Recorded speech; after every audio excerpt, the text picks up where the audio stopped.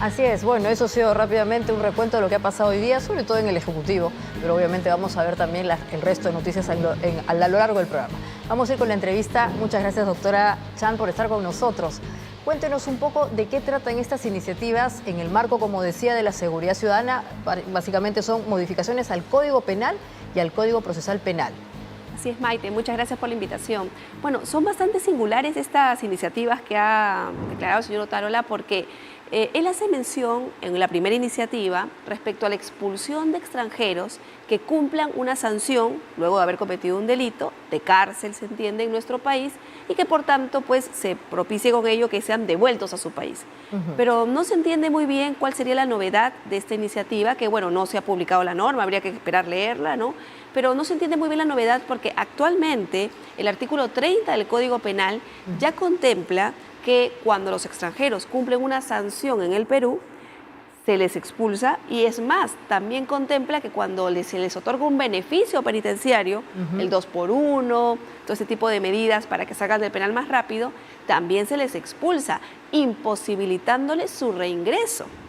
¿No? Entonces, no sé qué tanto se pueda ampliar allí esa norma, tomando en cuenta que además él hace mención a solo algunos delitos. Así es. Cuando esta norma es mucho mejor porque se aplica a todos los delitos. Es a cualquier delito. Por supuesto, y cuando además lo que se estaría buscando, o yo creo lo ideal en este contexto, tal vez serían modificaciones, pero en torno a que, por ejemplo, no cumplan la totalidad de su pena o su pena en el Perú, porque la verdad, para nosotros tener un extranjero que ha cometido un delito en el penal es una carga económica muy grande para el Estado peruano. Entonces, lo ideal sería que estas personas más bien cumplieran su pena en su país de origen en la medida en que eso fuese posible.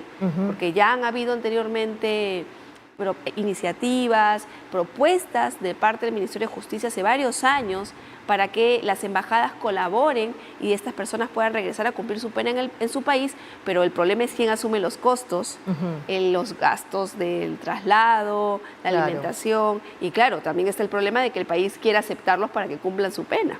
Entonces, respecto a este punto en particular, no habría en principio ninguna modificación y más bien sí habría una confusión, porque definir ciertos delitos no tiene lógica cuando actualmente es para cualquier tipo de delito la obligación de alguna manera expulsar a estos extranjeros cuando cumplen su pena. Exactamente, ¿no? De todas maneras, con cargo a leer el texto completo de la norma, puede ser que el señor Otárola no la haya explicado a detalle y hay alguna novedad que se quiera emplear en ese artículo 30 y él esté leyendo lo que ya tenemos, no la novedad, podría ocurrir. Pero la verdad que de lo dicho, no se ve nada nuevo y más bien se ve un retroceso. Claro. Sobre esa primera iniciativa, ¿no? Después hay una modificación al Código Procesal Penal sobre el tiempo que se toma la policía para identificar a los extranjeros y parece que ahí sí habría una mejora. Así es, ¿no? Se busca ampliar el tiempo que se da porque actualmente es verdad que la policía necesita identificar a los extranjeros, ¿no? Como ocurre con los peruanos también, con el control de identidad policial, ¿no? El saber quiénes son, si tienen documentos en orden y sobre todo algún tipo de antecedente. Pero el plazo que teníamos a la fecha era muy corto. Entonces lo que se está buscando ampliar es más horas para darle chance a la policía a que pueda hacer toda esa verificación. Yo creo que es un avance, aunque me da la impresión que en la práctica va a ser un tiempo que igual va a ser insuficiente, ¿no? Porque no es tan fácil cruzar con otro país la identidad de una persona que no tiene documentos o que está totalmente indocumentada o a propósito indocumentada porque tiene alguna deuda con la justicia de su país. No, sobre todo me estoy refiriendo lamentablemente a casos de venezolanos, ¿no? Sabiendo pues la problemática propia de Venezuela. Ahora, de acuerdo a la casuística, ¿cuánto es el tiempo en promedio entonces que la policía tendría que tomarse para identificar a un extranjero? Si no son 4, si no son 12, según la casuística que usted maneja bien, ¿cuánto es el tiempo en promedio? Yo pienso que a veces es hasta días, porque no responden las autoridades de otro país. Entonces, la verdad, no sé qué tan inteligente sea la propuesta de darlo en horas. Yo creo que acá lo que hay que hacer es tomar otro tipo de medidas, como por ejemplo, ¿no? Los extranjeros, por tema de ley de migraciones, deben de cumplir con ingresar al país documentados. Claro. Entonces, un extranjero que no tenga documentos en nuestro país simplemente no puede permanecer. Lo que correspondería sería su expulsión, o en todo caso estaría infringiendo la ley de migraciones y correspondería multarlo y, es más, conducirlo hacia su país. Entonces yo más bien creo que ahí de repente se está quedando un poquito pacífica la norma, ¿no? Sé que es duro, sé que los extranjeros pues tienen una realidad, sobre todo algunos que vienen de países donde hay una situación bastante difícil, económica, políticamente, pero bueno, si la idea, ¿no?, del señor Tarola es hacer un mejor control y evitar a extranjeros que no se comportan bien en nuestro país, me parece que está siendo un poquito pacífica la disposición que está planteando y que tampoco está ayudando mucho a la policía con ello. Claro, ahora, entonces estas dos sortes de medidas de mejora, tanto la del Código Penal como el procesal en sí mismo, no son realmente grandes mejoras. ¿Qué tendría que pasar para que estos dos ámbitos, en un caso la expulsión de extranjeros, en qué supuestos debería darse exactamente? Ya nos está indicando que es cuando ingresan sin documentación, y en el otro caso tendría que ser un tema mayor a las horas, a los días. ¿Cuál sería la mejora que se podría plantear? A ver, yo creo que hay que hacer una evaluación general, una evaluación global que realmente nos haga ver que hay un plan, hay una política de Estado orientada al tratamiento de los extranjeros. En su momento nosotros fuimos bastante flexibles, justamente en esta solidaridad que siempre caracteriza al Perú, ¿no? Pero me parece que ya visto lo que hay, los temas de extorsiones, tenemos que tomar medidas un poquito más severas. Entonces, ¿qué implica? Que si el extranjero no puede identificarse, lo que corresponde inmediatamente es su expulsión. Y no hay que estar ampliando plazos para la identificación, porque lo que no se puede hacer en 4 horas probablemente tampoco se puede hacer en 12. Entonces lo que correspondería es la expulsión y todo un plan para ver si es posible coordinar con el país de origen, ver quién asume los gastos, porque ese es un gran problema, ¿no? Y ver las facilidades o el envío, o poner a disposición los aviones del Estado peruano, los aviones del Ejército, para poder trasladar a estas personas. Eso va a implicar un costo, claro está, pero el tema es, si no subimos ese costo, no será más alto el costo que nos está dejando a nivel de inseguridad ciudadana, a nivel de estado de emergencia y todas las cosas que están pasando. Entonces, yo creo que hay que generar una línea, una política, y eso implica también ver a nivel de presupuesto qué tan posibles son las actuaciones, ¿no? Y en segundo lugar, por supuesto, y la verdad yo veo con bastante preocupación estas iniciativas, porque demanda o denotan una falta de conocimiento técnico en la materia, ¿no? Entonces me preocupa mucho que se pretenda combatir este flagelo con normas que ya existen. O sea, ¿qué está pasando? Ni siquiera se conocen las normas que ya están en nuestro Código Penal y que son alternativas para los jueces en estos temas, ¿no? Y ahí en segundo lugar ya vendría lo siguiente, ¿no? Que es, caramba, las personas que son condenadas en nuestro país, realmente nos interesa que se queden a cumplir su pena, así es. Porque pareciera que para el señor Tarola eso es importante, cuando lo más importante sería que buscar hacer todos los esfuerzos posibles para que regresen a su país.